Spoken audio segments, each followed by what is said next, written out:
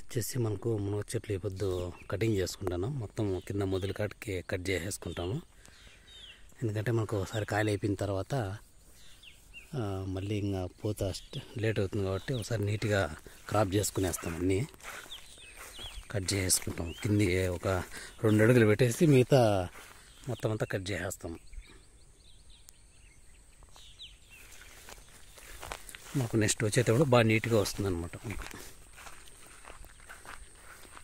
మనకు కాయలు కొంచెము ఇత్తనాలు కని పెట్టేసినాము. అక్కడక్కడ బలిచిండే కాయలు ఉన్నాయి.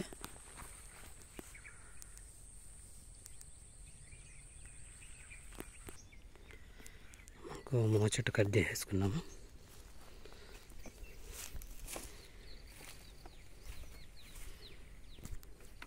నెక్స్ట్ మనకు ఈగుర్లు వచ్చేస్తాయి. మళ్ళీ తర్వాత ఒక చెట్టు అయితే పెట్టుకున్నాము. మిగతా అంతా కట్ చేసేసినాం అనమాట.